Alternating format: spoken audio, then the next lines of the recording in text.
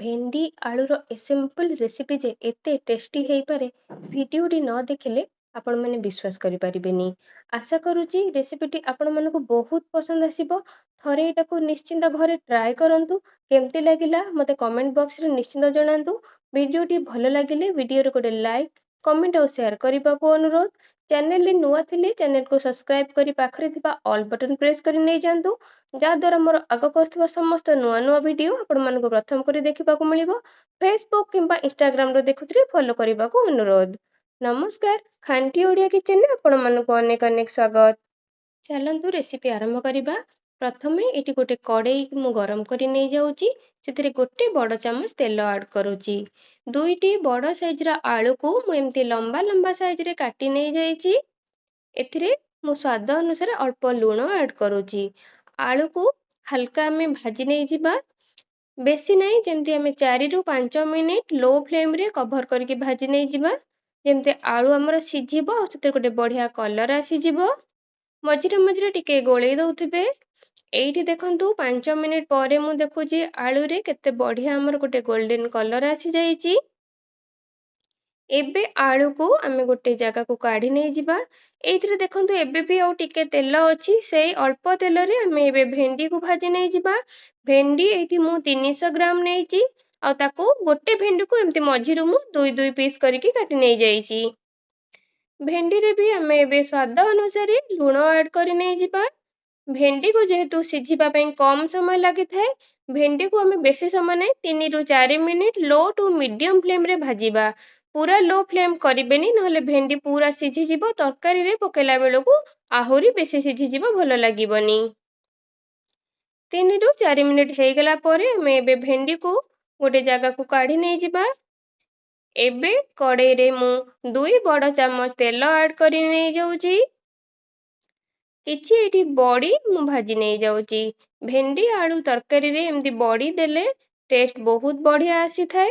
ଆପଣ ଯଦି ବଡ଼ି ଖାଉନଥିବେ ତ ବଡ଼ିକୁ ସ୍କିପ୍ କରିବେ। ବଡ଼ି ଏଇଠି ଭାଜି ହେଇଗଲା।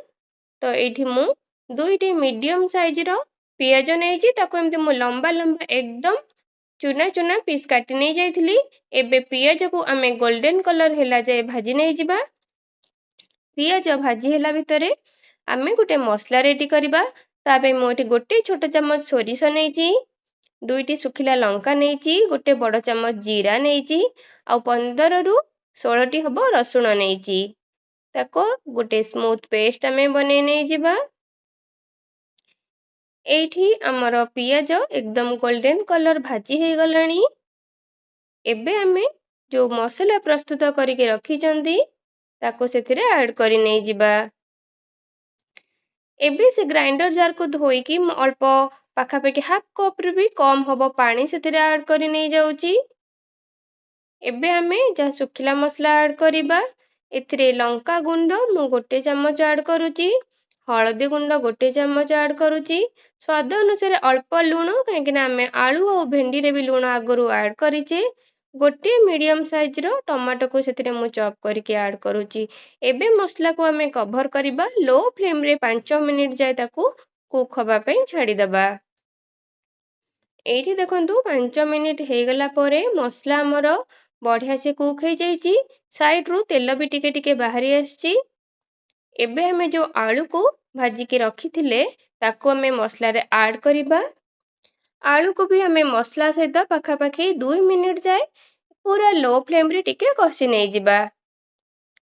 ଆଳୁ ଆମର ଭାଜିଲା ବେଳେ ବି ସିଝିଛି, ତ ଏଇ ମସଲାରେ ବି ଆଉ ଟିକେ ସିଝିଯିବ।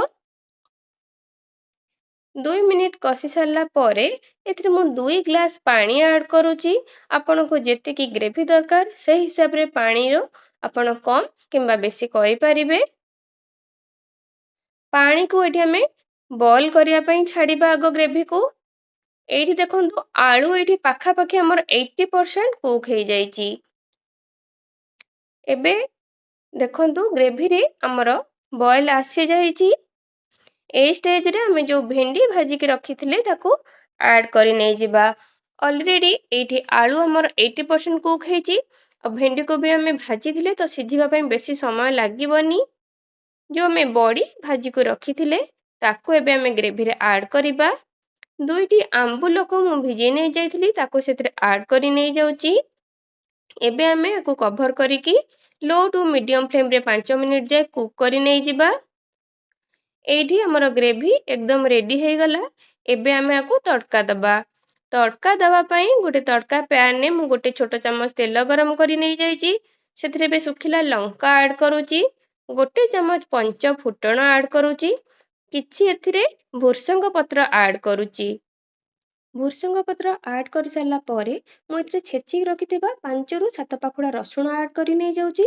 ଏମିତି ଛେଚିକି ରସୁଣ ଭେଣ୍ଡି ତରକାରୀରେ ଆଡ୍ କଲେ ତରକାରୀର ବାସ୍ନା ପୁରା ଡବଲ ହେଇଯିବ ଆଉ ଟେଷ୍ଟ ବି ବଢିଆ ଆସିବ। ଯେବେ ବି ରସୁଣ ଆମେ ତଡ଼କାରେ ଆଡ୍ କରିବା ତ 1ରୁ 2 ସେକେଣ୍ଡ ଭିତରେ ତାକୁ ଆମେ ତଡ଼କାରେ ଆଡ୍ କରି ନେଇଯିବା। ରସୁଣର ଟିକେ କଞ୍ଚା କଞ୍ଚା ବାସ୍ନା ଥିଲେ ତରକାରୀର ଟେଷ୍ଟ ଏକଦମ ବଢିଆ ଆସିବ। ଏବେ ମୁଁ ତଡ଼କାକୁ ତରକାରୀରେ ଆଡ୍ କରି ନେଇଯାଇଛି। ଏବେ ଆମର ଭେଣ୍ଡି, ଆଳୁ, ବଢି, ଆମ୍ବୁଲ ତରକାରୀ ପୁରା ରେଡି। ଗରମ ଗରମ ଭାତ ସହିତ ଏ ତରକାରୀକୁ ସର୍ଭ କରନ୍ତୁ। ମତେ ଜଣାନ୍ତୁ କମେଣ୍ଟରେ ରେସିପିଟି ଆପଣମାନଙ୍କୁ କେମିତି ଲାଗିଲା। ଆଶା କରୁଛି ନିଶ୍ଚିନ୍ତ ଭଲ ଲାଗିଥିବ। ରହୁଛି ନମସ୍କାର। ଦେଖା ହବ ଆଉ ଗୋଟେ ନେକ୍ସଟ ଭିଡିଓରେ। ଥ୍ୟାଙ୍କ୍ସ ଫର ୱାଚିଂ।